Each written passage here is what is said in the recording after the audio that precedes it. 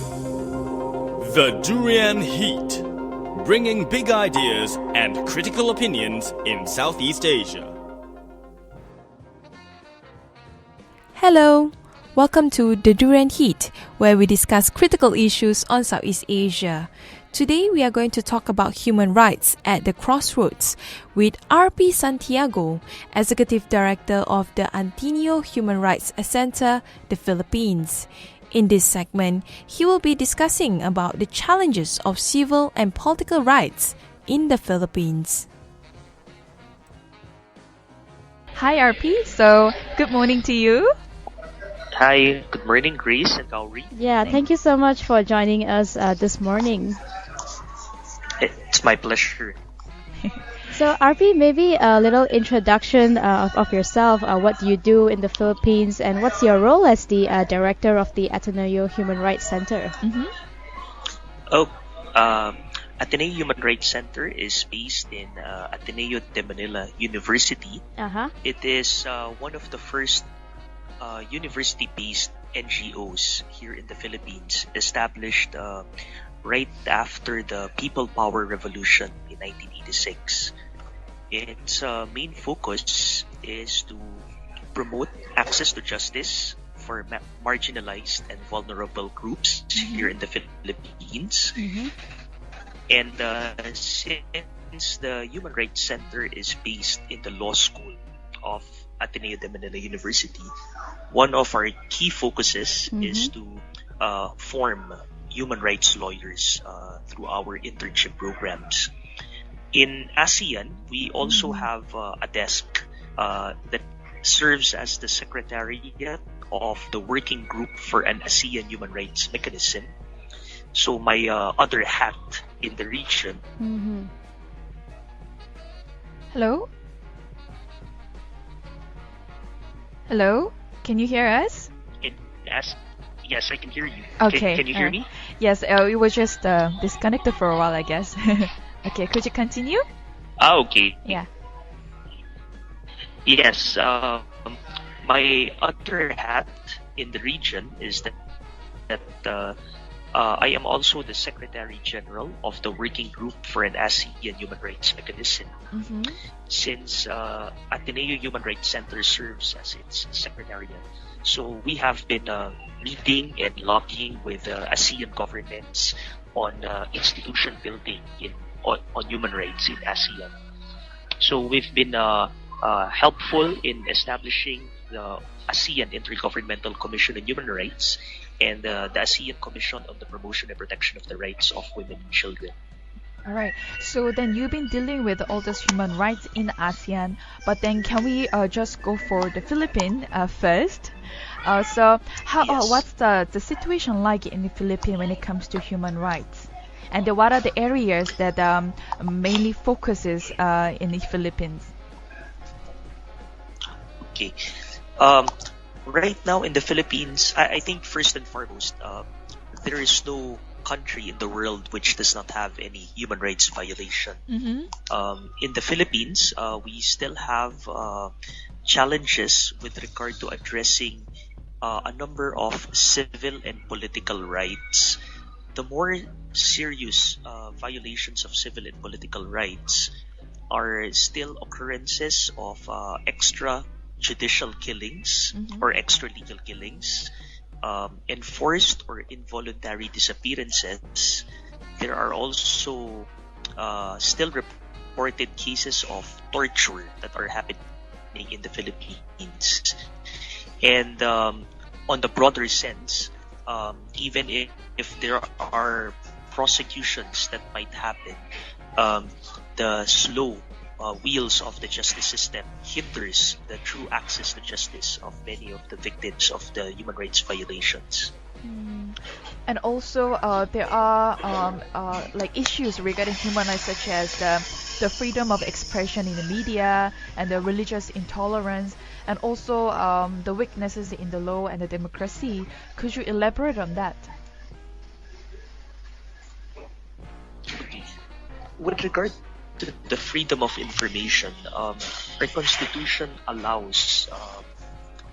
actually provides that public documents should be accessible. However, there's no mechanism to really pursue this.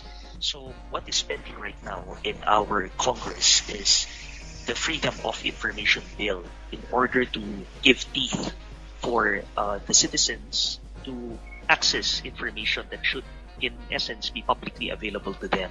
So But could it has you give already us the been a examples few as well? years. Uh-huh. Examples of the need for freedom of information are, for example, on dealing with corruption charges. I see. It is still difficult to get hold of the statement of assets and liabilities and net worth of many government officials, though by law this should be publicly available, and this should be publicly deposited with their own organic government agency. But since there is no freedom of information law, again, there's no clear mechanism on how these documents could be made available to the public. So that's one example on how it hampers the need to get information to address some issues. On religious... Yes, go ahead. Oh, okay. I just want to elaborate more on in terms of a freedom of expression, because you said that there are not much information regarding all these issues that should be highlighted and to be able to deliver the information to the public. But then, how does media actually play a role in this regards when it comes to freedom of expression in Philippines? Media in the Philippines is relatively free. Many media personalities can actually be critical with the government. And unlike some of our neighbors in ASEAN, yes, we don't see as much suits that are filed against media personalities. Although libel is still criminalized in the Philippines, but it is not much used by government officials nowadays compared to previous government administrations.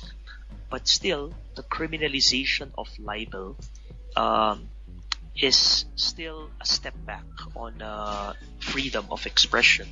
The trend worldwide actually is the decriminalization of libel, because saying your opinion, though critical, should not be criminalized, but you can have civil suits or civil cases that can be filed instead of criminal ones.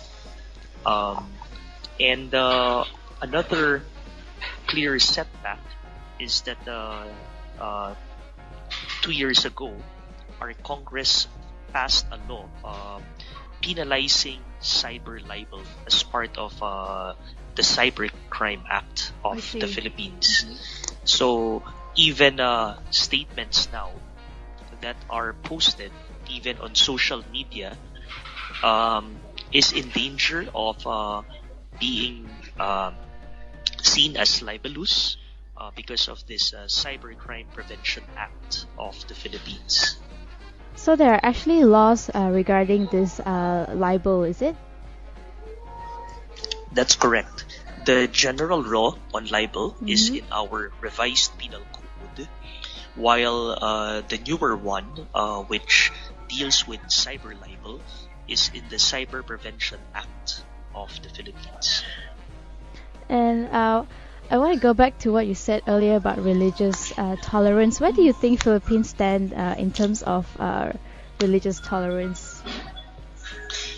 I think in terms of religious tolerance, again, comparing it to a number of our neighbors here in ASEAN, it's not as much volatile as in some other countries, like in Malaysia and Singapore, for example. But it's still quite critical and sensitive in the southern part of the Philippines, since in the southern part of the Philippines, it is actually predominantly Muslim. But the whole Philippines is 80% Christian.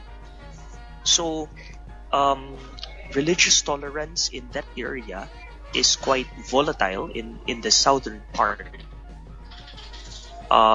which have led to a number of secessionist groups, Muslim secessionist groups. But quite recently, we have made headway. The government has earlier last year in 2014 been able to sign a peace agreement with the Moro Islamic Liberation Front, which is the foremost group of Muslims in the southern part of the Philippines, and they were able to sign a comprehensive agreement on the establishment of a Bangsamoro, and right now there is a draft basic law that would establish this Bangsamoro political entity. And the religious tolerance that comes there is that the government, or the regional government, autonomous government that would soon be established, would cater to different religions, would ensure that there would be lasting peace this time in the southern part. And because after signing the Moro International Liberation Front, do you think this actually helps to improve the condition in the country, especially in terms of people of different religion? Does it help better understanding, better tolerance? It is not without challenges, but the general perception is that upon the signing of that comprehensive agreement on the Bangsamoro, there's more trust in the surveys that were conducted. There was more trust and ease among Filipinos in feeling that there would be peace finally in that southern portion. Of course, there are still those who think that this might be just a temporary peace agreement, but both sides, the Moro Islamic Liberation Front and the government, are exerting earnest efforts to ensure that this would be a more lasting and suitable peaceful solution. This is the end of the first segment on a three-part interview with Arpee Santiago on human rights at the Crossroads. You're now listening to Durian ASEAN, the voice of discovery and sharing.